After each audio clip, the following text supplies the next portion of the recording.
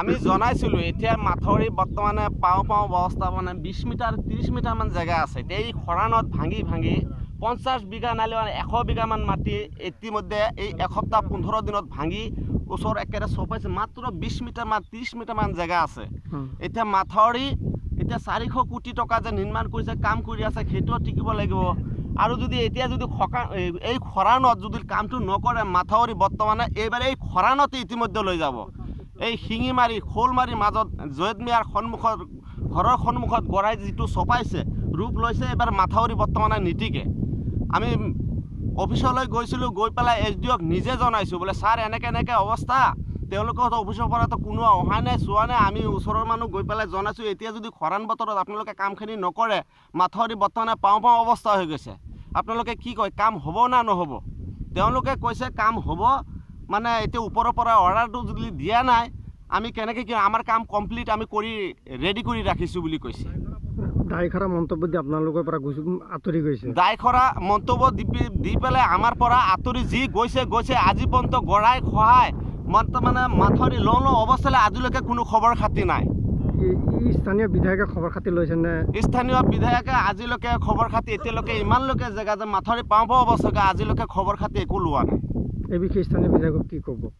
এই বুলি স্থানীয় বিধায়ক আমি মহোদয়ক আমি অনুৰোধ কৰি জনাই আছোঁ আপুনি নিজে আহি পেলাই জেগাটো চাই আপুনি অলপ মন্ত্ৰী পীযুষ হাজৰিকা মহোদয়ক তেখেতক অনুৰোধ কৰি পেলাই এই খৰান বতৰত কামটো যাতে আমাক কৰি দিয়ে।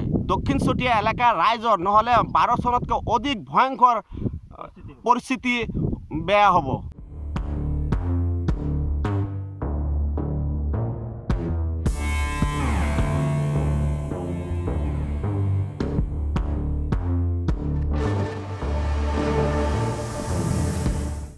আমি জনাইছিলোঁ এতিয়া মাথৰি বৰ্তমানে পাও অৱস্থা মানে 20 মিটাৰ 30 মিটাৰ মান জায়গা আছে। এই খৰানত ভাঙি 50 বিঘা নালে 100 বিঘা মান মাটি ইতিমধ্যে এই এসপ্তাহ 15 দিনত ভাঙি ওচৰ একেবাৰে চপাইছে। মাত্ৰ 20 মিটাৰ মান 30 মিটাৰ মান জায়গা আছে।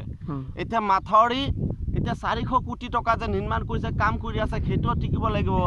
আৰু যদি এতিয়া যদি এই খৰানত যদি কামটো নকৰে মাথৰি বৰ্তমানে এইবাৰ এই খৰানতে ইতিমধ্যে লৈ যাব।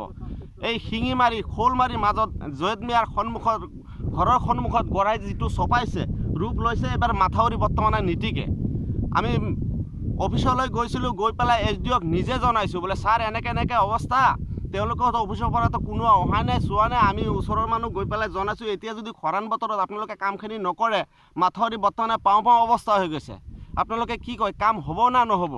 তেওঁলোকে কৈছে কাম হ'ব, মানে এতিয়া ওপৰৰ পৰা অৰ্ডাৰটো যদি দিয়া নাই আমি কেনেকৈ কি আমাৰ কাম কমপ্লিট আমি কৰি ৰেডি কৰি ৰাখিছোঁ বুলি কৈছে। দায়খৰা মন্তব্য দি আপোনালোকৰ পৰা আঁতৰি গৈছে। দায়খৰা মন্তব্য দি পেলাই আমাৰ পৰা আঁতৰি যি গৈছে আজি পৰ্যন্ত গৰাই সহায় মানে মাথৰি লওঁ অৱস্থালৈ আজিলৈকে কোনো খবৰ খাতি নাই। স্থানীয় বিধায়কে খবৰ খাতি লৈছে নে? স্থানীয় বিধায়কে আজিলৈকে খবৰ খাতি এতিয়ালৈকে ইমানলৈকে জেগা যে মাথৰি পাও অৱস্থাকে আজিলৈকে খবৰ খাতি একো লোৱা নাই। এই বিষয়ে স্থানীয় বিধায়কক কি ক'ব? এই বুলি স্থানীয় বিধায়ক আমি মহোদয়ক আমি অনুৰোধ কৰি জনাই আছোঁ আপুনি নিজে আহি পেলাই জেগাটো চাই আপুনি অলপ মন্ত্ৰী পীযুষ হাজৰিকা মহোদয়ক তেখেতক অনুৰোধ কৰি পেলাই এই খৰান বতৰত কামটো যাতে আমাক কৰি দিয়ে। দক্ষিণ চতিয়া এলেকাৰ ৰাইজৰ নহ'লে 12 চনতকৈ অধিক ভয়ংকৰ পৰিস্থিতি বেয়া হ'ব।